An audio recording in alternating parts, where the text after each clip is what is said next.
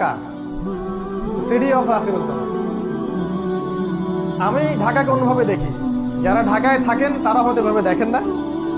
এটি স্বাভাবিক যে বাহির থেকে দেখার ব্যাপারটা একরকম, আর আপনি যে ওখানে বসে আছেন তখন আপনার দৃষ্টিতে এগুলো ধরা না পড়াটাই অনেকটা স্বাভাবিক।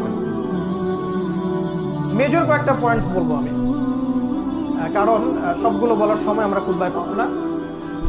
কুরআন এবং সহিহ সুন্নাহ থেকে আমরা আখিরুজ্জামানের যতগুলো সাইন পাচ্ছি, এগুলোর মধ্যে কিছু কিছু সাইন আছে এমন যেগুলোর সাথে ঢাকার ব্যাপারটা 100% মিলে যায়, এবং এটা সময়ের ব্যাপার মাত্র যে কবে আল্লাহ পাকের গজব এখানে চলে আসে। আমরা তো এটা মনে করি এটা আল্লাহ পাকের বিশাল বড় দয়া যে এখন পর্যন্ত এখানে এই গজবটা আসে নাই, কিন্তু আমরা কি আসলে শুকরিয়া আদায় করি কিনা?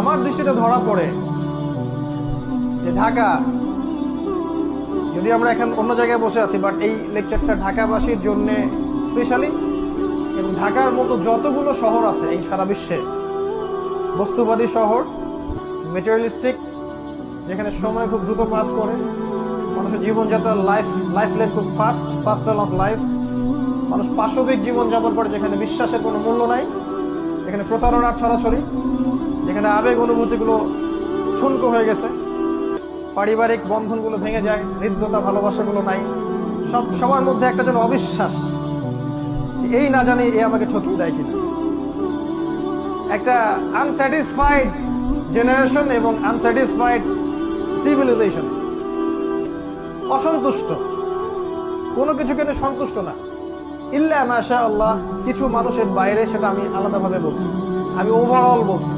দেখুন, এক নাম্বার আমার সেন্সে ধরা পড়ে যে ঢাকা এই শহরটা মানুষকে বস্তুবাদী বানিয়েছে, বা এই শহরের মানুষগুলো শহরটাকে বস্তুবাদী বানিয়েছে। এই শহরটা বস্তুবাদিতার উপর দাঁড়িয়ে আছে, এটা কি বোঝেন কিনা? সকালবেলা থেকে সন্ধ্যা রাতে ঘুমানো পর্যন্ত একটাই চিন্তা মানুষ, কিভাবে আমি আমার রিজিকটাকে অর্জন করব, কিভাবে আমি আমার স্ত্রী সন্তানকে মানুষ করবো বা ভরণ পোষণ দিব, কিভাবে আমি দুবেলার ভাত অন্ন যোগাবো। এখানে যেন মানুষ বাঁচার জন্য লড়াই করে, সকাল থেকে সন্ধ্যা পর্যন্ত ছুটছে আর ছুটছে।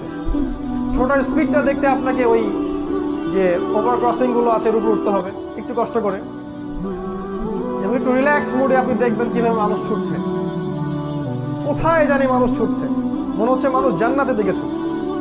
যদি এমন হতো এভাবেই মানুষ জান্নাতের দিকে ছুটতো, খেয়াল করে দেখবেন ছুটছে আর ছুটছে ছুটছে।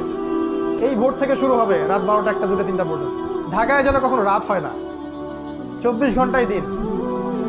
এখানে টাইম যায় রাসূলুল্লাহ সাল্লাল্লাহু আলাইহি ওয়াসাল্লামের সেই হাদিসের মতো, তিনি বলেছিলেন আখিরুজ্জামানের সময় যাবে বছর মাসের মতো, মাস সপ্তাহের মতো, সপ্তাহ দিনের মতো। ঢাকায় যেন সময় তাকে আটকানো যায় না, সময়ের মধ্যে বারাকা নাই। আপনারা এখন যেখানে বসে আছেন এখানে সময় বারাকা আছে, এখানে আপনি সময়কে দ্রুতভাবে পাস করতে দেখবেন না। আমাদের সেকুলার আইস গুলো অবশ্যই এগুলো ধরতে পারবে না, তাদের কাছে মনে হয় সময় ক্যালকুলেটেড, 24 ঘন্টা দিন রাত। আল্লাহ পাক যে সময়কে কন্ট্রোল করেন, সময় বারাকা দিতে পারেন, এটা ওরা বিশ্বাস করবে না। একজন সাহাবী 40 বছর বয়সে যা যা করেছেন, এই জেনারেশনে 100 বছর হায়াত পাওয়া মানুষ সেটা করতে পারে না। রাসূল সাল্লাল্লাহু আলাইহি ওয়াসাল্লাম নিজে একদিনে যতগুলো কাজ করতেন, আমরা মনে হয় 1 বছর এতগুলো কাজ করতে পারি। সময় আল্লাহ কন্ট্রোল করেন, এখানে বারাকা দেন। ঢাকায় ফার্স্ট লেন অফ লাইফ, খুব দ্রুত মানুষ ছোটে, যেন মানুষ ছুটতেছে জান্নাতের দিকে। আসলে তারা কোন দিকে ছুটছে? তারা ছুটছে মূলত বস্তুবাদী ভোগবিলাসের দিকে। আল্লাহ পাক যেগুলো বলেছেন, যুয়িনা লিন-নাস হুব্বুশ শাহাওয়াতি মিনান নিসা, এই যে 6টা বিষয় বা 5টা বিষয় আল্লাহ পাক বলেছেন, এগুলোর পিছনে মানুষ ছোটে। খাওয়া, পড়া, ভরণ পোষণ, আরেকটু প্রোগ্রেস, আরেকটু স্ট্যাটাসকে বাড়ানো যায় কিভাবে, আমার আছে 1 কোটি টাকা, কেমন করে এটা 2 কোটি হবে, আমার 5তলা বিল্ডিং আছে, কেমন করে এটা 10তলা হয়। এই বস্তুবাদিতার দিকে ঢাকা ছুটছে। আপনি জানেন কিনা এটা কিয়ামতের একটা আলামত, এটা আখিরুজ্জামানে কিয়ামতের বড় একটা সাইন, যে মানুষ দুনিয়ার পিছনে ছুটবে, দিন থেকে মানুষ সরে যাবে, এবং আল্লাহ পাক গজব হিসেবে এই মুসলিম জাতির উপরে এই দুনিয়ার চাকচিক্যটাকে উন্মুক্ত করে দিবেন। হাদিসে এভাবে এসেছে, এই দুনিয়ার চাকচিক্য তোমাদের জন্য উন্মুক্ত করা হবে, ঠিক যেমন পূর্ববর্তীদের জন্য করা হয়েছিল। আর এই দুনিয়া তোমাদেরকে ধ্বংস করবে, ঠিক যেমন করে পূর্ববর্তীদেরকেও দুনিয়া ধ্বংস করেছে। এটা হচ্ছে ফিউচার, এই বস্তুবাদী থাকা। 2 নম্বর হচ্ছে, দেখুন এখানে যতগুলো সিস্টেম আছে, এই সিস্টেমগুলো দাঁড়িয়ে আছে অন দ্য বেসিস অফ শিরক এন্ড কুফর। শুধুমাত্র এই শহরটার কথা আমি বলছি না, এরকম যত শহর আছে সারা ওয়ার্ল্ড তাদের কথা বলছি। দাঁড়িয়ে আছে education system on the basis of শিরক, আপনার political system on the basis of কুফর এন্ড শিরক, আপনার ইকোনমিক সিস্টেম দাঁড়িয়ে আছে শিরকের উপরে। কেউ ডিবেট করতে চাইলে আমি রাজি আছি, কিন্তু প্রমাণ করতে পারবো যে এগুলো শিরকের উপর দাঁড়িয়ে আছে। এখানে জ্ঞানের সংজ্ঞা শেখানো হয়েছে যে পরীক্ষা নিরীক্ষা পর্যবেক্ষণের মাধ্যমে যেটা লাভ করবেন সেটা জ্ঞান। আর আল্লাহ পাক বলছেন আল্লাহর পক্ষ থেকে যা নাজিল হয় সেটাই চূড়ান্ত জ্ঞান। কুফর এবং শিরক এখানে শেখানো হয়েছে। জ্ঞান অর্জনের কি উদ্দেশ্য? একটা জব, একটা চাকরি। এই জন্য বড় বড় চাকচিক্যময় ইউনিভার্সিটি গড়ে উঠেছে এখানে শহরের মধ্যে। এবং এই ইউনিভার্সিটিস গুলো আমাদেরকে কি শিখাচ্ছে আসলে দিন শেষে? উজুর মাসআলা, গোসলের মাসআলা, 10টা হাদিস, 20টা কোরআনের আয়াত, 10টা সূরা, ইতিহাস, ফিকহ। আপনাকে শেখাচ্ছে কিভাবে আপনি একটা চাকরি অর্জন করবেন, আপনার স্ট্যাটাস বাড়বে, বাড়ি গাড়ি করবেন, খাবেন, ফুর্তি করবেন, এনজয় করবেন, পাশবিক লাইফ লিড করবেন, দেন ইউ উইল ডাই, আপনি মারা যাবেন। মারা যাওয়ার পরে আপনার 3 বার জানাজা পড়ানো হবে 3টা জায়গায়। তারপর 3 দিন পর মানুষ আপনাকে ভুলে যাবে। এবার গন ফ্রম হিস্ট্রি, আপনি হিস্ট্রি থেকে, ইতিহাস থেকে আপনার নাম শেষ, মুছে গেছে। ঢাকা আপনাকে এটা শেখাচ্ছে এবং এর মতো যত সভ্যতা আছে এগুলো। এটা বস্তুবাদী এডুকেশন সিস্টেম। আল্লাহ পাক বলেছেন আমার নাজিল করা যে শিক্ষা ব্যবস্থা এটা হচ্ছে এমন, মানুষ জ্ঞান অর্জন করবে আল্লাহকে পাওয়ার জন্য। জ্ঞান অর্জনের উদ্দেশ্য হবে দিন প্রচার করা, প্রতিষ্ঠা করা, বিনয়ী হওয়া, নম্র হওয়া এবং জ্ঞান অনুযায়ী আমল করা। জ্ঞান এমন হবে উপকারী যেটা আল্লাহর পক্ষ থেকে নাজিল হয়, যে জ্ঞান আমাদেরকে আল্লাহ থেকে দূরে সরাবে না, বরং কাছাকাছি নিয়ে আসবে। মিলান আপনার এডুকেশন সিস্টেমের সাথে এগুলোতে আসলে কি এমন হচ্ছে কিনা। কিন্তু লাক্সারিয়াস বিল্ডিং এর তো অভাব নাই।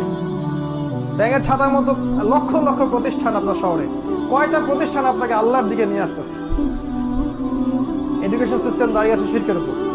আপনার ইকোনমিক সিস্টেম আপনার শহরের দাঁড়িয়ে আছে শিরকের উপরে। তারা আল্লাহর হালালকে হারাম করেছে, আর আল্লাহর হারামকে তারা হালাল করেছে। আল্লাহ পাক সুদকে হারাম করেছিলেন, তারা সুদকে হালাল করেছে। তারা রিবাকে ফরজ করেছে। আল্লাহ পাক দিয়েছিলেন একটা মনিটারি সিস্টেম, সেটাকে তারা তুলে দিয়েছে। আল্লাহ পাক কারেন্সি দিয়েছিলেন, সেটাকে তারা তুলে দিয়েছে। আল্লাহর হালালকে কেউ যদি হারাম করে আর আল্লাহর হারামকে কেউ হালাল করে, এটাকে কি বলা হয়? সূরা তাওবার 31 নম্বর আয়াত পড়ে দেখেন, এখানে বলা হচ্ছে এটা শিরক। একটা হ্যাঁ না, এটা যাই হোক, আমি এই মুহূর্তে মনে করতে পারছি না। শেষের শব্দটা দেখবেন যে এখানে শিরকের কথা বলা আছে। ইত্তাখাযু, মনে পড়ছে, ইত্তাখাযু আহবারহুম ওয়া রুহবানহুম আরবাবা মিন দুনিল্লাহ ওয়াল মাসীহ ইবনে মারইয়াম। তারা কি করেছিল? আল্লাহকে বাদ দিয়ে, খ্রিস্টানদের কথা বলা হচ্ছে, জিউসদের কথা বলা হচ্ছে, পাদ্রী দরবেশ এদেরকে রবের আসনে বসিয়েছে। ভালো করে শোনে না একটা, তারা পাদ্রী এবং দরবেশদেরকে রবের আসনে বসিয়েছিল এবং ঈসা আলাইহিস সালামকে রবের আসনে বসিয়েছিল। ওয়ামা উমিরু ইল্লা লিয়াবুদু ইলাহা ওয়াহিদা, কিন্তু ওদেরকে শুধু আদেশ করা হয়েছিল তারা এক আল্লাহর ইবাদত করবে। এই আয়াতটা যখন পড়া হচ্ছে আদী ইবনে হাতেমের সামনে, আদী ইবনে হাতেম বলছেন যে আমরা তো আমাদের পাদ্রী দরবেশদের ইবাদত করি না ইয়া রাসূলুল্লাহ। আল্লাহ রাসূল বলছেন আলাইসা ইউহারিমুনা ফাআহাল্লাহ ফাতুহিল্লুনাহু, তারা কি আল্লাহর হারামকে হালাল করে দেয় না, তোমরা কি সেটা গ্রহণ করো না? তারা কি আল্লাহর হালালকে হারাম করে দেয় না, তোমরা কি সেটা মেনে নাও না? বা তারা কি আল্লাহর হারামকে হালাল করে না, তোমরা কি সেটা মেনে নাও না? তখন আদী ইবনে হাতেম বলল যে হ্যাঁ, বেলা ইয়া রাসূলুল্লাহ, এটা তো আমরা করি। আমরা হয়তো সরাসরি ওদের ইবাদত করি না, ওদেরকে সিজদা করি না, ওদের সামনে নজর মানত করি না, কিন্তু ওরা আল্লাহর হালালকে হারাম করলে আমরা মেনে নিচ্ছি, আর ওরা আল্লাহর হালালকে যদি হারাম করে ফেলে আমরা মেনে নিচ্ছি। আল্লাহ রাসূল সাল্লাল্লাহু আলাইহি ওয়াসাল্লাম তিলকা ইবাদাতুহু, এটাই হচ্ছে ওদের ইবাদত করা। এখন আপনি আসেন আপনার সিস্টেমের দিকে। আল্লাহ পাক সুদকে হারাম করেছেন, আমরা কি করেছি? হালাল করেছি। আল্লাহ পাক মাদককে হারাম করেছেন, আমরা হালাল করে নিয়েছি। নিজেকে প্রশ্ন করেন, আমরা কিন্তু মন থেকে হালাল করে নিয়েছি। আল্লাহ পাক জিনাকে হারাম করেছেন, আমরা উন্মুক্ত করছি। আল্লাহ পাক খিলাফাকে হালাল করেছেন, আমরা হারাম করেছি। আল্লাহ পাক অনেক কিছুকে হালাল করেছেন যেগুলোকে আমরা হারাম করে নিয়েছি, বা আবার আল্লাহ পাক অনেকে হারামও করেছেন যেগুলোকে আমরা হালাল করে নিয়েছি। এই সিস্টেমটা যদি চলতে থাকে, এটাকে আল্লাহ পাক বলেছেন শিরক।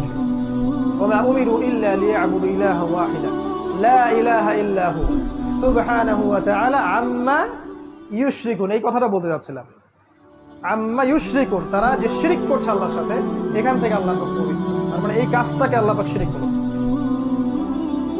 তো আপনার শহরের এডুকেশন সিস্টেম, আপনার ব্যাংকিং সিস্টেম, আপনার ফাইন্যান্স, আপনার ইকোনমিক সিস্টেম, এগুলো দাঁড়িয়ে আছে শিরকের উপর, কুফরের উপরে।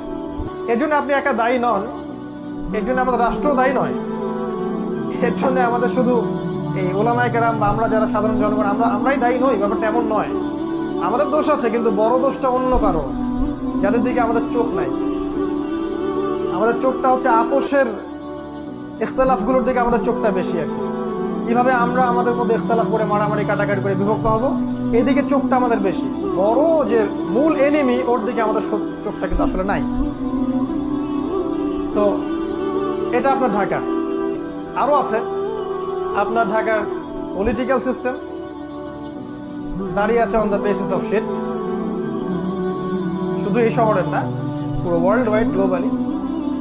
তবে এটা চিরদিন থাকবে না ইনশাআল্লাহ।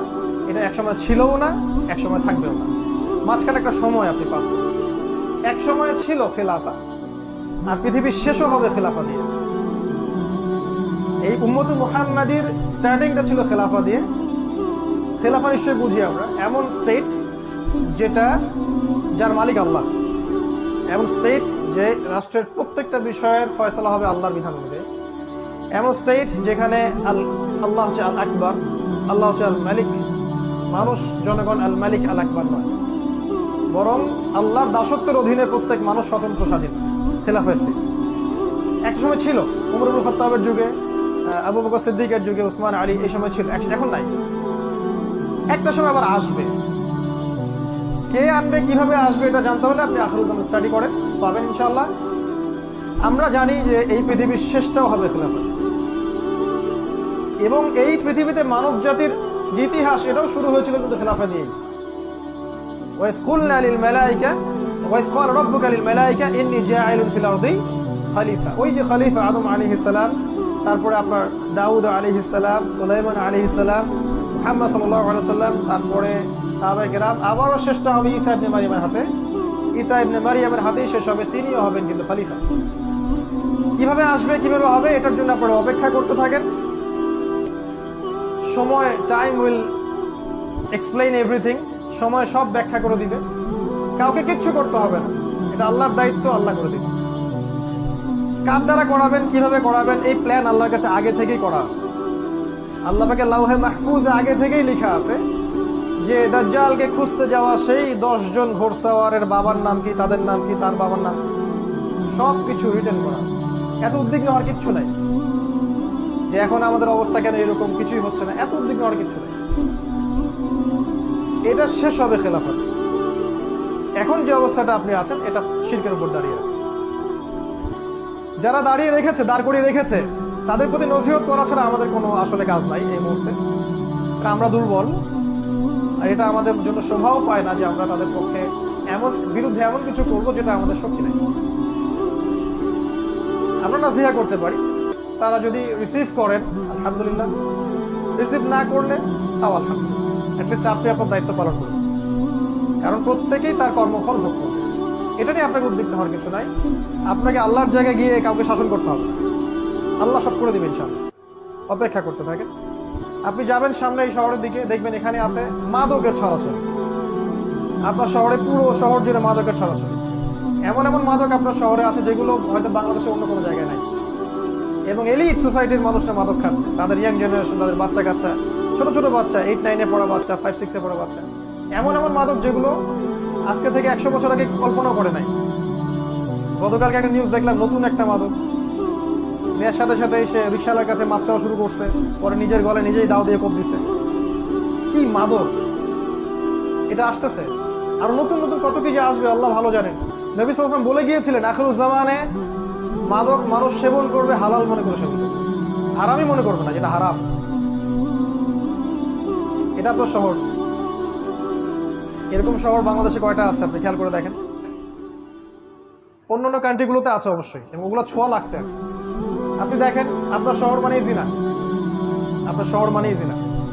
এখানে মেয়েরা নিজেকে মেয়ে মনে করে না, এখানে নারীরা নিজে থেকে নারী মনে করে না, তারা মনে করে আমরা পুরুষের সমকক্ষ।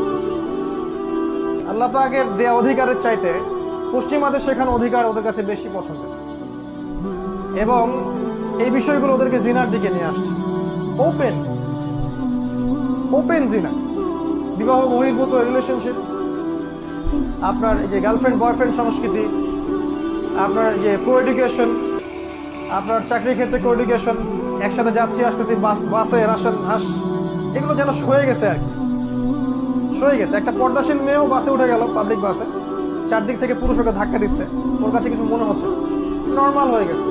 নর্মাল শহর আপনাকে করে দিচ্ছে কেমন যেন একটা যান্ত্রিকতা, এবং এই যান্ত্রিকতার মধ্য দিয়েই এই শহর মানুষকে আর ওই ইসলামিক মানুষের জায়গায় রাখে নাই, তার জীবনটাকে পাশবিক বানিয়ে ফেলছে।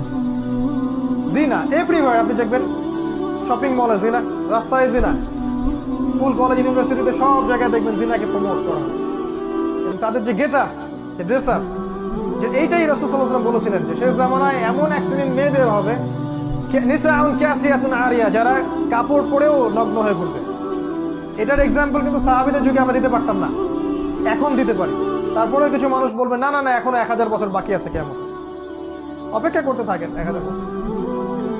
জিনা এবং বিবাহ বহির্ভূত সম্পর্ক, এগুলো কি করেছে? আপনাকে ফ্যামিলিস্ট রেভলিউশনের দিকে নিয়ে আসে।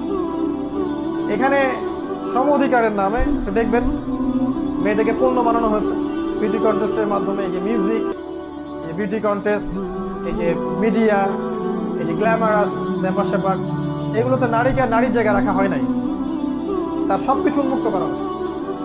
এবং সমাজের পোশাক পরিবর্তন হয়ে গেছে, ফাংশন, ছেলেরা পুরুষের জায়গায় আসছে আর মেয়েরা ছেলের জায়গায় চলে গেছে।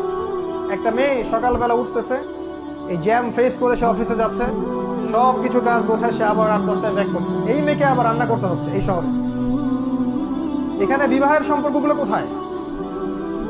স্ত্রীকে সাথে নিয়ে রাস্তায় হাঁটা বা চাঁদ দেখা বা একটু খোলা বাতাসে ঘোরা, এগুলো তো এখানে কল্পনা করা যায় না।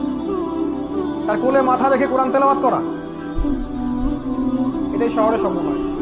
ইল্লা মাশা, এতে করে বন্ধনগুলো ভেঙে যায়, পারিবারিক মূল্যবোধগুলো ভেঙে যায়। ডিভোর্স বাড়তেছে আপনার শহরে, এবং আপনার শহরে ডিভোর্স বাড়তেছে, পরকীয়া বেশি হচ্ছে, এবং পরকীয়ার বলি হচ্ছে কিন্তু হত্যা। পরকীয়া মানে কিন্তু হত্যা। পরকীয়ার পর একটা খুন ছাড়া কোনো সলিউশন থাকে না। ওই যে দেখলাম 6 টুকরা লাশ, আল্লাহ ভালো জানেন সত্য না মিথ্যা, আমরা দেখেছি। এরকম ঘটনা একটা দুটো না, অনেকগুলো হয়। এবং যদি সত্যিকার অর্থেই আপনি পরিসংখ্যান দাঁড় করান, আপনি দেখবেন এটাও একটা হাদিসের সাথে মিলে যায়। শেষ জামানায় হত্যাকাণ্ড বাড়তে থাকে, এবং যাকে হত্যা করা হবে সে জানবে না কেন আমাকে হত্যা করা হচ্ছে, আর যে মারবে সেও জানবে না কেন আমি হত্যা করব। এটা আপনার শহর। এখানে আপনি দেখবেন পরিবারগুলো ভেঙে যাচ্ছে, সন্তান তার মাকে কাছে পাচ্ছে না, বাবাকে কাছে পাচ্ছে না। এই সন্তান যখন বড় হবে সে খুব লোনলি ফিল করবে। মনে রাখবেন, শৈশবে একটা বাচ্চা যেভাবে বড় হয়ে ওঠে, যৌবনকালে তার মাথাটা ওরকম হয়। যে বাচ্চাকে শৈশবে প্রচন্ড টর্চার করেছেন, একাকিত্বে রেখেছেন, তাকে সঙ্গ দেয় না বাবা মা, এই সন্তানটা বড় হয়ে সন্ত্রাসী হতে পারে। সমূহ সম্ভাবনা আছে জঙ্গি হতে পারে। ওদের সেন্সে জঙ্গি বলছে, আমাদের সেন্সে না। ওরা যেটা বলে মানে উগ্রবাদী হয়ে যাবে, নিরপরাধ মানুষকে হত্যা করবে, এটা হতে পারে। সন্তানের শৈশব এখানে হরণ করা হয়, আর ওকে ওই যে চাইল্ড কেয়ার সেন্টারে আমরা দিয়ে আসি, সন্তানকে মানুষ করে কাজের বুয়া, এটাই শহর আপনাকে দিয়েছে। এবং এই প্রতিটা বিষয়কে আমাদের সাইন, প্রত্যেকটা হাদিস বলার সময় পাচ্ছি না আজকে। এই শহর আপনাকে আরো দিয়েছে সময়ের দ্রুততা, এখানে সময় দ্রুত পাস করে, এখানে সময়ের সাকিনা নাই। এই শহরের একটা ছেলেকে যদি আপনি একটা প্রত্যন্ত কোনো গ্রামে রেখে আসেন, সব টেকনোলজিকে বাদ দিয়ে স্মার্টফোন টোন ক্যান্সেল করেন, হি উইল বিকাম ক্রেজি, সে পাগল হয়ে যাবে, চলতেই পারবে না সে, ওর মাথা খারাপ হয়ে যাবে যে আমি কিভাবে আমি সময় কাটাবো। এখানকার যুব সমাজ বা এখানকার ছেলেরা, ছোট ছোট বাচ্চা যারা আছে, কিশোর এবং যুবকেরা, এরা ওদের মতো ওই প্রত্যন্ত জায়গায় ফুটবল খেলতে পারে না, চড়ের মধ্যে হাঁটতে পারে না, ওখানে বালুর সাথে বাতাসের সাথে মাটির সাথে ভিজতে পারে না, এরা বৃষ্টিতে ভেজে না, এরা হাইজেনিক ফুড খায় না, ম্যানুফ্যাকচার্ড করাপ্টেড ফুড খায়। এদেরকে খেয়াল করে দেখবেন, এরা ফিজিক্যাল স্ট্রাকচারে ওদের মতো শক্ত না। এটা গ্রামের ছেলে অনেক বেশি শক্ত, এটা গ্রামের মেয়ে অনেক বেশি শক্তিশালী। এখানকার একটা মেয়ে নর্মাল ডেলিভারি দিতে পারবে না, এটা গ্রামের মেয়ে 10টা বাচ্চা দিতে পারবে নর্মাল, কিছুই লাগে না। নবীজি বলেছিলেন শেষ জামানায় মেয়েদেরকে ধরা হবে, পেট কেটে ফেলা হবে। এখন বলবে এই হাদিসের ব্যাখ্যা করতে যাবেন না, কিছু আমাদের ভাই আছে Protestant version of Islam follow করে, না না এটার ব্যাখ্যা করার দরকার নাই। ব্যাখ্যার অধিকার আপনি আমার থেকে হরণ করেন কেন? ব্যাখ্যা একটা করছি, সত্য হলে হবে, না হলে হবে না, ব্লেম তো আমার ঘরে আসবে কিয়ামতের দিন, আপনাকে টেনশন করার দরকার নেই। আমরা বলছি এটা সিজার, শেষ জামানায় মেয়েদেরকে ধরা হবে, পেট কেটে ফেলা হবে এবং পেটের ভিতর যা আছে বের করে ফেলা হবে। আরো বলেছেন নবীজি শেষ জামানায় গর্ভপাত বাড়তে থাকবে। আপনার এই যে জিনা, আপনার পর্নোগ্রাফি, আপনার শহর মানে পর্নোগ্রাফি, এখানে যত ফ্যাক্ট যে ইন্ডাস্ট্রি গুলো গড়ে উঠেছে গ্ল্যামারাস, এগুলোর ভিতরে আছে পর্নোগ্রাফি। আমার সেটা আপনারা ভালো জানেন। এবং এই প্রতিটা সেক্টর, এই আপনার ইন্ডাস্ট্রিয়াল সেক্টর গুলো, এই যে মাদকের সেক্টর গুলা, মিউজিশিয়ান গুলা, আর অন্যান্য যারা যারা আছে এই লাইনে, এদের মধ্যে একটা বড় অঙ্কের মানুষ হচ্ছে সমকামী, দেয়ার হোমোসেক্সুয়াল, এবং ওদের সংগঠনও আছে। আপনার শহরই আছে, এটা আপনার শহর ঢাকা, সিটি অফ আখিরুজ্জামান। এখানে আপনি দেখবেন কনস্ট্রাক্টিভ বিল্ডিং, উঁচু উঁচু বিল্ডিং। এই বিশ্ব আজকে থেকে 100 বছর আগে এই বিশ্ব দেখে নাই যে প্রতিটা শহরে বড় বড় উঁচু উঁচু বিল্ডিং। আর নবী সাল্লাল্লাহু আলাইহি ওয়াসাল্লাম তার জীবনের শেষের দিকে হাদিস বলেছেন, লাস্টের দিকে জিবরাইল আলাইহিস সালাম এসে জিজ্ঞাসা করেছিলেন ঈমান কাকে বলে, ইসলাম কাকে বলে, কিয়ামত কবে হবে ইত্যাদি। নবীজি এই হাদিসে বলেছেন কিয়ামত কবে হবে আমি জানি না, বা এভাবে বলেছেন যে তোমার জ্ঞান মাল মাসউল আনহা বিআ'লাম মিনাস সাইল, প্রশ্নকারীর চেয়ে উত্তরদাতা বেশি জানে না। কিন্তু আলামত দুইটা বলতেছে, মাত্র দুইটা। একটা হচ্ছে ওয়ান তারাল হুফাতাল উরাতাল আলাতা রিয়া আশ-শাইয়া তাতাওয়ালুনা ফিল বুনিয়ান, যখন আপনি দেখবেন যে সমাজের সবচেয়ে নিম্ন শ্রেণীর মানুষেরা, রাখাল টাইপের মানুষ, কাপড় নাই, গায়ে পায়ে স্যান্ডেল নাই, এরা উঁচু উঁচু বিল্ডিং নির্মাণের প্রতিযোগিতা করবে, তখন আপনি অপেক্ষা করেন কিয়ামতের জন্য। এই দৃশ্যটাকে লাস্ট 100 বছরের বিশ্ব দেখেছে কিনা? আপনার শহরের দৃশ্যকে দেখে প্রতিদিন প্রতি রাত, এখানে সূর্য ওঠে বিল্ডিং এর ফাঁক দিয়ে, সূর্য ডোবে বিল্ডিং এর ফাঁক ফাঁক। তারপরেও কিছু মানুষ বলবে না না এখন অনেক দেরি আছে। শোনেন, কিয়ামতের বড় সাইন হচ্ছে ভূমিকম্প। বেশি বেশি ভূমিকম্প হতে থাকবে সামনে, এবং বড় বড় তিনটা, একটা পূর্বে, একটা পশ্চিমে, একটা মাঝখানে পৃথিবীর। কিন্তু ছোটখাটো অনেক ভূমিকম্প হবে। বাইনা ইয়াদে কিয়ামতের আগে আগে মুতানুন শাদীদ, প্রচন্ড রকম মহামারী ছড়াবে, বড় বড়। ওয়া বা'দাহু, এরপরে আসবে সানাওয়াতুজ জালাজিল, ভূমিকম্পের বছরগুলো। যদি এখনকার এই মহামারীর সিজনটাই সেই মহামারী হয়ে থাকে, আমি শিওর না, যদি হয়ে থাকে আল্লাহ ভালো জানেন, তাহলে এরপরে নিঃসন্দেহে ভূমিকম্প আসবে। আর এমনিতেই নর্মালি আপনার শহরে যদি একটা ভূমিকম্প হয়, চিন্তা করেন যে এই যে কি বলবো, উঁচু উঁচু দ্বিতল তৃতীয় অট্টালিকাগুলোর কি হবে? প্রত্যেকটা একটা একটা করে কবরস্থান হয়ে যাবে। আর এই কথা সেকুলাররাও বলে, কিন্তু তারাই সতর্ক করছে না যারা অনাইট পিপল। এটা আপনার শহর, এখানে আরো অনেক কিছু আছে। এখানে আপনি পাবেন প্রতারণা, আমানত এখানে উঠে গেছে। নবী সাল্লাল্লাহু আলাইহি ওয়াসাল্লাম বলেছিলেন কিয়ামতের আগে কি হবে? আমানত উঠে যাবে।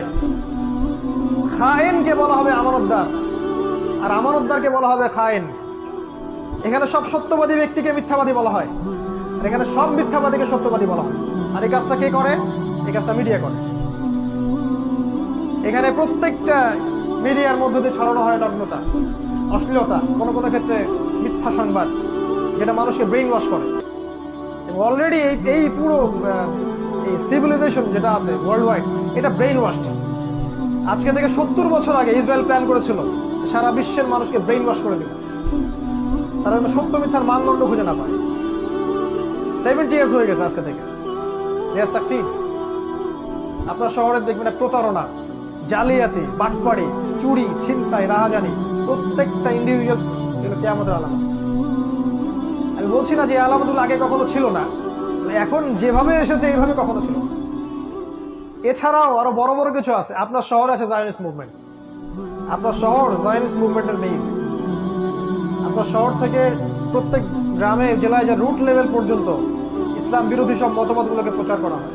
For example Shiaism, for example Qadianism, for example missionaries, root level পর্যন্ত সেন্টার আপনার শহর। শপিং মলস, যেগুলো আপনার মন থেকে নূর তুলে দিবে।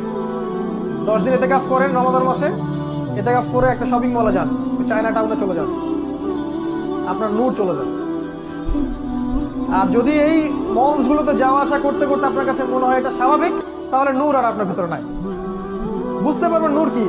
ওই 10টা দিন ইতিকাফ করেন, আল্লাহর সাথে থাকেন, 10 দিন পর চলে আসেন শহরের ভিতরে, দেখেন শহরটাকে আপনার ভালো মনে হবে, ভালো লাগবে।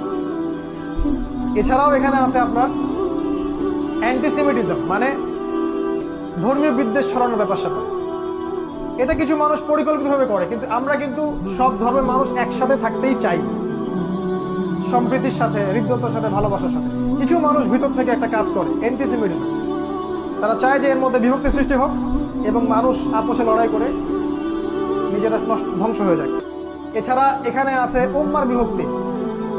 দেখবেন আপনি আপনার এখানে উম্মাকে ঐক্যবদ্ধ পাবেন না। এখানে দেখবেন জাহেলদের সংখ্যা বাড়বে, আলেমদের সংখ্যা কমে যাবে। এমন স্কলার আমাকে দেখেন আপনার শহরের, যে এই শহরের থেকে এই শহরে বড় হয়ে স্কলার হয়েছে, এই শহরে জন্ম নিয়ে, এই শহরে শৈশব কৈশোর যৌবন পার করে পড়াশোনা করে সে বড় স্কলার হয়েছে, যে সারা বিশ্বকে ডিল করতে পারে, যার একটা ভয়েসে সারা বিশ্বের আনাচে কানাচে মানুষ প্রেরণা পাবে বা দিক নির্দেশনা পাবে বা যুগকে বুঝতে পারবে। একটা স্কলার দেখান, বাহিরের মানুষ স্কলার হয়ে এই শহরে আসছে। এই শহর আপনাকে স্কলার প্রডিউস করতে পারে না। কিন্তু হ্যাঁ, আপনি এখানে ইসলাম বিরোধী স্কলার পাবেন অনেক। তারপর এখানে আপনি জামা, ইমারা, ঐক্য, ইউনিটি কিছুই পাবেন না। প্রচুর সমস্যা, এগুলো কি আমাদের সায়েন্স। এখানে আপনি পাবেন নাস্তিকতা, আপনি পাবেন কুফর, আপনি শিরক পাবেন, ফাসিকি জুলুম পাবেন। জুলম, এই শহরটা জুলমের শহর। সুযোগ পেলেই যেন আরেকজনকে ঠকাতে হবে, মানসিকতা নিয়ে বড় হয়। চান্স পাইছি 200 টাকা ঠকাই দিব, ঠকায় দেওয়ার ফলে মনে হলো আমার ক্রেডিট, আমি অ্যাচিভ করলাম কিছু একটা। এই শহরের মানুষ আলটিমেটলি পরকালকে ভুলে গেছে। আল্লাহর সামনে দাঁড়িয়ে ইয়াউমা ইয়াকুমুন নাস লিরাব্বিল আলামিন এই আয়াতটা ভুলে গেছে। সেদিন কি অবস্থা হবে? যেদিন মানুষ তার রবের সামনে দাঁড়াবে এবং তাকে প্রত্যেকটা বিষয়ের হিসাব দিতে হবে। আরো আছে এই শহরের পুরো জেনারেশন, ইয়াং জেনারেশন স্পেশালি, তারা তাদের জীবনের লক্ষ্য থেকে সরে আসে। তাদের কোনো ইসলামিক যে ambition, Islamic goal, the aim in life, Islamic concept এটা নাই। তারা জানে না যে তারা আসলে কি চায় জীবনে। এই শহরে এমন ছেলের সংখ্যা অনেক বেশি যারা একসময় খারাপ লাইনে ছিল, বেলাইনে ছিল, হয়তো মাদকের সাথে ছিল, গিটার বাজাতো বা ড্রামস প্লে করতো বা ব্যান্ডের সাথে ছিল বা আরো অন্যান্য খারাপ কিছু করেছে। এ ধরনের অনেক মানুষ কিন্তু এই শহর ইসলামের দিকে আসছে। সত্যিকার অর্থে এই শহরের ইয়াং জেনারেশনকে ইসলামিক যে মোটিভেশন, ইসলামিক যে মানে গোল অফ লাইফ, এখান থেকে সরিয়ে দেওয়া হয়েছে। তারা এখনো জানে না যে তার জীবনের গোলটা কি।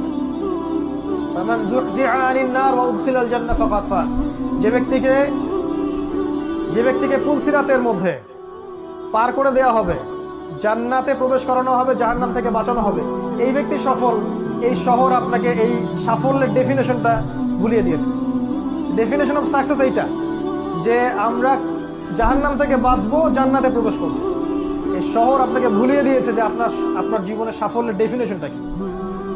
বরং এই শহর আপনাকে শিখিয়েছে আপনার সাফল্যের ডেফিনেশন একটা চাকরি, একটা ব্যবসা, একটা বড় কিছু, বড় বিল্ডিং, সুন্দরী নারী, এই আর অনেক বিষয় আছে যেগুলো একটু বলা সম্ভব না।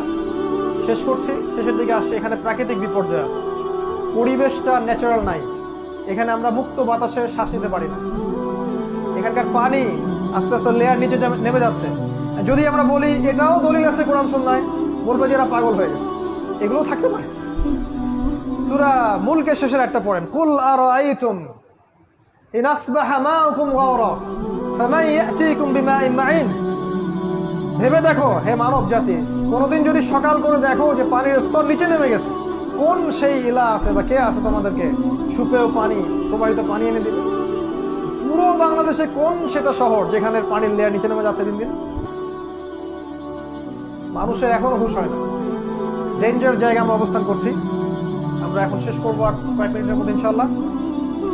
পরিবেশগত বিপর্যয়ের কথাই বলেন, নৈতিক অবক্ষয়ের কথাই বলেন, আপনার বস্তুবাদিতার কথাই বলেন, অর্থনৈতিক যে ইসলামিক ট্র্যাক থেকে সরে আসার কথাই বলেন, পলিটিক্যাল শিরকের কথাই বলেন, এই যে উঁচু বিল্ডিং এর কথা বলেন, যে বেহায়া নারীদের কথাই বলেন, নগ্নতা, অশ্লীলতা, আপনার পর্নোগ্রাফি, আপনার জিনা, সমকামিতা, সব কিছু কি আমাদের বড় বড় সায়েন্স, যেগুলো আপনি দেখবেন আপনার শহরে 100% মজুদ আছে। এবং এরকম যত শহর সারা ওয়ার্ল্ডে আছে তাদের মধ্যে আরো বেশি পরিমাণে আছে, তবে আমাদের শহরে কম নাই।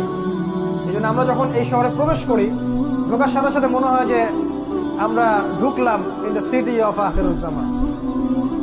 আমি বলি ঢাকা দ্য সিটি অফ আখির। আমার সাথে অনেকে একমত হতেও পারে, নাও হতে পারে। যারা দ্বিমত পোষণ করে তাদেরকে নিয়ে আমার কোনো মাথা ব্যথা নাই, তাদের প্রতি আমার কোনো আক্রমণাত্মক কোনো মনোভাব নাই। কারণ আমি যা বলছি বা আমরা যা বলছি এটা যদি সত্য হয়ে থাকে, হিস্ট্রি উইল রিমেম্বার ইট, এটাকে ইতিহাস মনে রাখবে ইনশাআল্লাহ। একসময় আমরা থাকবো না, মানুষ মনে রাখবে যে অমুক অমুক অমুক অমুক এই কথাগুলো আগেই বলে গেছে। আর যদি আল্লাহ না করুক এগুলো ভুল হয়, তাহলে ইতিহাস আমাদেরকে ভুলে যাবে, যেমন করে ইতিহাস অনেক মানুষকে ভুলে গেছে। আর যাদের কাছে এই নলেজগুলো আছে কিন্তু তারা সেগুলো জনগণকে বলছেন না, বা নিজের ব্যক্তি স্বার্থের কথা চিন্তা করছেন, বা কুফার, ফাসেক, জালেম, মুশরিক, মুনাফিকদের সাথে আতাত করছেন, আপোষ করছেন, ওদের পক্ষ নিয়ে কাজ করছেন, বা রিয়েল কথা বলছে, তাহলে আমরা বলবো ইতিহাস আপনাদেরকেও মনে রাখবে, বাট এই উম্মতের গাদ্দার হিসেবে মনে রাখবেন। কি করবেন ঢাকাবাসী? সলিউশন আমি কয়েকটা বলতে পারি পয়েন্ট আকারে। আমার দৃষ্টিকোণ থেকে মনে হয়, ফার্স্ট অফ অল আপনারা আপনাদের জীবনের উদ্দেশ্যটা ফিক্স করেন, কি জন্য আপনারা পৃথিবীতে আসছি। আমিও কিন্তু ঢাকাবাসী। এখন আল্লাহ পাক আমাকে এখানেই জুড়াই দিয়েছেন তাকদীর। কিন্তু ব্যাপারটা হচ্ছে এই যে আপনাদের একজন হয়েই বলছে যে প্রথমে জীবনের উদ্দেশ্য ফিক্স করা উচিত, যে আমরা কি জন্য পৃথিবীতে বসবাস করছি। উদ্দেশ্যটা কি আমাদের পৃথিবীতে বসবাস করা? এই পাশবিক লাইফ লিড করা, খাবো দাবো, লাক্সারিয়াস জামা কাপড় পরবো, ঘুরে বেড়াবো, ফ্যান্টাসি, এক সময় আমরা মারা যাবো। এরপরে কি আসলে? এর পরের জীবনটাকে নিয়ে পরকালের বান্দা হয়ে বাঁচার চেষ্টা করি, দুনিয়াটাকে প্রয়োজন মনে করি। দুনিয়া আমার হাজত, যতটুকু লাগে সন্তুষ্ট থাকি। 10,000 টাকায় সংসার চললে 20,000 টাকা দিকে না যায়, একতলা বাড়িতে হয়ে গেলে 2তলা বাড়ি করার ওদিকে না যাই, বরং ওই সময়টা আমরা আল্লাহর দিকে ব্যয় করি। এক কথায় জীবনের উদ্দেশ্য ফিক্স করি, ফামান যুহজিহা আনিন নার ফাউদখিলাল জান্নাহ ফাকাদ ফাজ। এটা মনে রাখবেন, যাকে জাহান্নাম থেকে বাঁচানো হবে এবং জান্নাতে প্রবেশ করানো হবে সেই একমাত্র সফল, আর কেউ সফল না। ওই যে ট্রাম্প, নেতানিয়াহু, এই হাবিজাবি, বাইডেন, এই যে যা আছে আমাদের, পুতিন টুতিন, ফেরাউন, নমরুদ, কেউ সফল না যদি না তারা পরকালে জান্নাতে যেতে পারে। কেউ সফল না। এরা যদি পরকালে জাহান্নামে যায়, ওটাই আলটিমেট ওদের ধ্বংস। আর যে ব্যক্তি, আপনি, আমি, অমুক, আব্দুর রহিম, আব্দুল্লাহ, আব্দুর রহমান, যে আছে, সে যদি পৃথিবীতে ওই শশা বিক্রি করে খায়, একটা ভ্যান চালায়, একটা রিক্সা চালায়, যাই চালায়, পরকালে যদি সে জান্নাতে যায়, এই ব্যক্তি সফল। সাফল্যের সংজ্ঞা আমাদেরকে আগে বুঝতে হবে। এটা ঢাকাবাসীর প্রতি প্রথম নসিহত।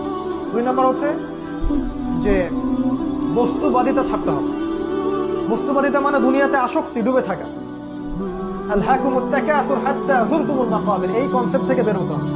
আল্লাহ পাক কিন্তু বলেছেন কাল্লা সাউফা তা'লামুন, ধমক একটা, অবশ্যই জানবে।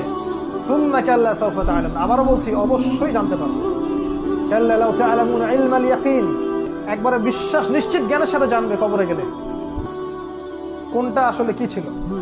লা তারাউন্নাল জাহিম, প্রত্যেক চোখ অবশ্যই জাহান্নাম দেখবে, তোমরা অবশ্যই জাহান্নামকে দেখবে। এবং সুম্মা লা তুসআলুন্না ইয়াওমাইযিন আনিন নাঈম, প্রত্যেক নিয়ামত সম্পর্কে আল্লাহ পাক আমাদেরকে জিজ্ঞেস করবে। এই নসিহত আমার প্রতি, আপনাদের প্রতিও, যে আমরা বস্তুবাদী না হই, দুনিয়ার বান্দা হয়ে না বাঁচি, পরকালের বান্দা হয়ে বাঁচি। আল্লাহ পাক দুনিয়াকে আপনার পায়ে এনে দিবেন ইনশাআল্লাহ। একটাবার মনে নিয়াত করেন যে আমি আল্লাহর জন্য বাঁচবো, আল্লাহর জন্য মরবো, আল্লাহর জন্য আমার সালাত, আমার কোরবানি, আমার সবকিছু, দুনিয়ার যা যা প্রয়োজন আপনার, আল্লাহ আপনার পায়ের সামনে এনে হাজির করে দিবেন। এক জায়গায় গেছেন, আপনার জামা নাই, দেখবেন কেউ একজন জামা হাদিয়ে দিয়ে গেছে, দেখবেন খেয়াল করে। যাচ্ছেন, টাকা পয়সা নাই, কেউ হাতে টাকা দিয়ে চলে যাবে। তো ব্যাপারটা এরকম, আমরা বস্তুবাদী না হই, আমরা জীবনের উদ্দেশ্যটা ফিক্স করি, দুনিয়াকে প্রয়োজন মনে করেন, ইনশাআল্লাহ দুনিয়াকে আল্লাহ পাক আপনার পায়ের সামনে এনে হাজির করাবেন। আর 3 নম্বর একটা নসিহত হচ্ছে আপনি হালাল রিজিকের সোর্স করুন, হারাম রিজিকের দিকে যায়েন না। আমরা যত পরিশ্রম করছি, শিক্ষা, এই যে আমাদের ছোটাছুটি সকাল থেকে সন্ধ্যা পর্যন্ত, আর মূল একটাই কারণ, রিজিক। রিজিক, আর এই রিজিকটা নেয়ার জন্য আমরা কিন্তু হালাল হারামে পরোয়া করছি না। শুধু এতটুকু ফিক্স করেন মাথার মধ্যে, হালাল খাবো, হারামে যাব না। আল্লাহ তুমি আমার জন্য একটা হালাল রিজিকের ব্যবস্থা করে দাও, হোক সেটা ছোট, আমার পরিবার জন্য চলে যায়। এবং ঢাকায় এরকম রিজিকের অনেক সোর্স আছে, যা আমার চেয়ে আপনারা ভালো জানেন। অতএব হালাল রিজিকে থাকেন, হারামে যায় না। কোনোভাবেই সুদের সাথে আপোষ করেন না, ঘুষের সাথে আপোষ করেন না, দুর্নীতি করেন না, কোনোভাবেই আপনি প্রতারণা করেন না, অন্যের সম্পত্তি আত্মসাৎ করেন না, জুলম। 4 নম্বর বলবো পারিবারিক ব্যাপারটা। আপনার পরিবারটাকে আদর্শ পরিবার গড়ে তোলার চেষ্টা করেন। এমন একজন জীবন সঙ্গিনীকে বিয়ে করেন যে আপনাকে আল্লাহর পথে এগিয়ে যেতে সাহায্য করবে। একজন স্ত্রী যদি আপনার ঘরে থাকে যে দিন বোঝে এবং যে আপনার কনসেপ্টের সাথে একমত এবং যে চায় যে আপনি দিনের জন্য কিছু করেন, আপনার জন্য নামাজে দোয়া করে, আপনার দিনের বিষয়গুলো গুছায় দেয়, এমন স্ত্রী ঘরে থাকলে ওই স্বামী বিশ্ব জয় করতে পারবে। আর যদি এমন স্ত্রী আপনার ঘরে না থাকে, আপনার পুরো জীবন এই স্ত্রীর পিছনে কাটাইতেই শেষ হয়ে যাবে। এই পুরো বিষয়টাই আপনার জন্য ফিতনা হয়ে যাবে। ইন্নামা আমওয়ালুকুম ওয়া আওলাদুকুম ফিতনাতুল লাকুম, এরকম হয়ে যাবে। তো আদর্শ পরিবার গড়ার জন্য স্ত্রী খুব ইম্পর্টেন্ট একটা টপিক। ভুল করবেন না, এমন কোনো ভুল সিদ্ধান্ত নেবেন না যে রূপের কারণে বা বংশের কারণে বা টাকা পয়সা দেখে বিয়ে করেছেন, পরে আপনি আর অ্যাডজাস্ট করতে পারছেন, দেখলেন যে তার মধ্যে দিনদারিতা বাদ দিয়ে সবই আছে। এমন জায়গায় যায় না, দিনদারিতা থাকলে ওইটা নিয়ে থাকেন, বাকিগুলো ইগনোর করেন। সন্তান যখন হবে তাদেরকে প্রত্যেককে আদর্শ সন্তান হিসেবে মানুষ করতে হবে। সন্তানদের খাবারের ব্যাপারে সচেতন থাকবেন, ওদের পড়াশোনা, ওদের কার সাথে মিশছে, বেশি ডিভাইস দিবেন না, ডিভাইস কেন্দ্রিক জীবনযাপন থেকে বেরিয়ে আসার চেষ্টা করেন। এগুলো ভালো হবে ইনশাআল্লাহ। আমি আরো বলবো যে এখানে আরো নাসিহা হচ্ছে যে জ্ঞান অর্জনের পিছনে সময় দেন, আমল করার আগে জ্ঞান, মানে ইলমু ক্বাবলা আল কওলি ওয়াল আমাল। সহিহ বুখারীর একটা বাব আছে, কথা কাজের পূর্বে জ্ঞান, মানে জ্ঞানটাকে অর্জন করেন। আমি সাবজেক্টগুলো বলেছি কোন কোন সাবজেক্ট, কোরআন, সুন্নাহ, হিস্ট্রি, ইসলামিক ইতিহাস, ইকোনমিক্স, ফিলোসফি, এগুলো একসাথে করে পড়াশোনা করেন। ইনশাআল্লাহ দেখবেন আপনার 5 বছরের পরিশ্রম আপনাকে অন্য একটা জায়গায় নিয়ে আসবে ইনশাআল্লাহ। আমি কখনো বলি নাই যে উলামায়ে কেরামের সোহবতে যাবেন না ইত্যাদি ইত্যাদি। আমি বলেছি শুধুমাত্র একটা ঘরানার ওলামার কাছেই পড়ে থাকবেন না, সমস্ত উলামায়ে কেরামকে ভালো চোখে আগে দেখতে শেখেন, সবার কাছ থেকে জ্ঞান নিয়ে শেখেন। যদি আপনি শুধুমাত্র সালাফিজমই থাকেন, আমাদের সোকল সালাফিজমের কথা বলছি, তাহলে তো আপনি কওমি ঘরানার আলেমের কাছে জ্ঞান পাবেন না, সিম্পল। তাহলে মনে হবে যে এদের কাছে কোনো জ্ঞানই নাই। এটা তো অহংকার, কেবর, যেটা ইবলিসের ছিল। কি করতে হবে? খোলা মনে সব আলেমের দ্বারস্থ হন এবং সবার কাছ থেকে জ্ঞান নেন, সবার ভালোটাকে নিয়ে নেন, খারাপটা ছেড়ে দেন। কারণ এমন কোন আলেম আপনি পাবেন না যার 100% পারফেক্ট। আর আমাদের কিছু ভাই চায় 100% পারফেক্ট একজন মানুষ আসুক, আমরা তার আনুগত্য করবো। আসলে এমনটা হবে না। জিবরাইল আলাইহিস সালামকে যদি পাঠানো হয়, এরা তার প্রতি সন্তুষ্ট হবে না, বলবে আপনার পাখা কেন, আপনি মানুষ না কেন, আপনার পাখার দলিল কোথায়? এদের কাছে সময় নষ্ট করেন না। সমস্ত উলামায়ে কেরামকে শ্রদ্ধা করেন। আমার ভিউ বলছি, প্রত্যেকটা উলামায়ে কেরামকে শ্রদ্ধা করেন, সম্মান করেন, তাদের সোহবতে যান, জ্ঞান শিখেন, কিন্তু এই সাবজেক্টগুলো এড়িয়ে যাবেন না। শুধুমাত্র ইসলামিক লাইনের এই কয়েকটা সাবজেক্ট পড়ে আপনি এখনকার বিষয়কে বুঝতে পারবেন না। একই সাথে অ্যাট দ্য সেম টাইম আপনি শুধু জেনারেল লাইনের এই কয়েকটা সাবজেক্ট পড়ে আপনি সবকিছুকে ডিল করতে পারবেন না। একটা কনস্ট্রাকটিভ সিলেবাসে আসেন, এটাকে মিউচুয়াল করে সামনে যান। 10টা বছর পরিশ্রম করলে ইনশাআল্লাহ রেজাল্ট পাওয়া যাবে। এর সাথে আমি বলবো আল্লাহ পাক যেন আমাদের সবাইকে তৌফিক দেন যে জানা অনুযায়ী আমলটা যেন করতে পারি। আর এর সাথে আমি একটা কথা বলবো ঢাকাবাসীর জন্য, গ্রামের বাসাগুলোকে প্রস্তুত করে রাখেন। আপনি শহরে চিরদিন থাকতে পারবেন না। ওয়াইন মিন ক্বরিয়াতিন ইল্লা নাহনু মুহলিকুহা ক্বাবলা ইয়াউমিল কিয়ামাহ আও মুআযযিবুহা আযাবান শাদীদা। ব্যাখ্যা ওদের কাছে শুনে নেন কি বলে, আমরা অনুবাদ বলছি। এমন কোন কারিয়া নাই যাকে আমি কিয়ামতের আগেই ধ্বংস করব না। আও মুআযযিবুহা আযাবান শাদীদা, অথবা কঠিন শাস্তি প্রদান করব না, এমন কোন শহর নাই পৃথিবীতে। কানা যালিকা ফিল কিতাবি মাসতুরা, অনেক আগেই এটা কিতাবে লেখা হয়ে গেছে। ভূমিকম্পের মাধ্যমে হোক বা আপনার মহামারীর মাধ্যমে হোক, আরো বড় কোনো গজবের মাধ্যমে হোক, ঢাকা উইল কলাপস। কোনো শহর কনস্ট্যান্ট থাকবে না।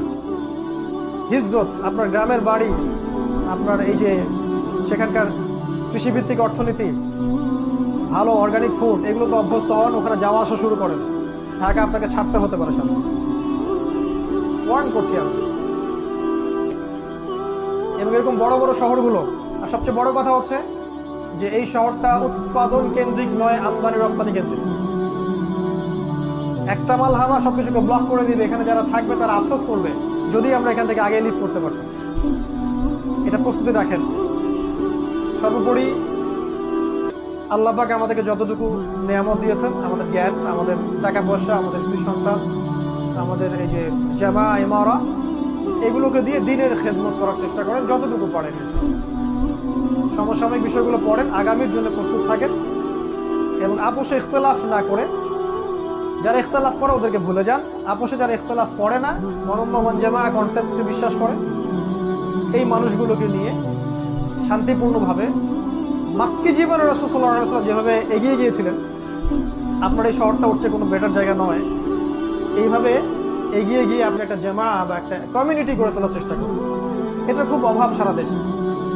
এটা যদি করতে পারি ইনশাআল্লাহ তাআলা, আল্লাহ পাক আমাদের মধ্যে একটা রুহামা দিবেন, একটা জামা দিবেন, একটা সুন্দর মৈত্রী ভালোবাসা থাকবে, এবং এই শহরের যে জাহিলিয়াত গুলো আছে এগুলোকে স্কিপ করা আমাদের জন্য সহজ হবে, কারণ একা একা আপনি কিছুই করতে পারবেন না। আল্লাহ পাক আমাদের সবাইকে আলোচনাটা শুনে বুঝে আমল করার তৌফিক দান করুন, আমিন। আজকে সময় আসলে সংক্ষিপ্ততার কারণে অনেক বিষয় স্কিপ করে গেলাম। ইনশাআল্লাহ তাআলা আগামীতে আমরা এটা নিয়ে বিস্তারিত আলোচনা করবো ইনশাআল্লাহ। أقول قولي هذا أستغفر لي ولكم ولسائر المسلمين. بارك الله لنا ولكم بالآيات الحكيم إنه تعالى جواد كريم بر رؤوف رحيم.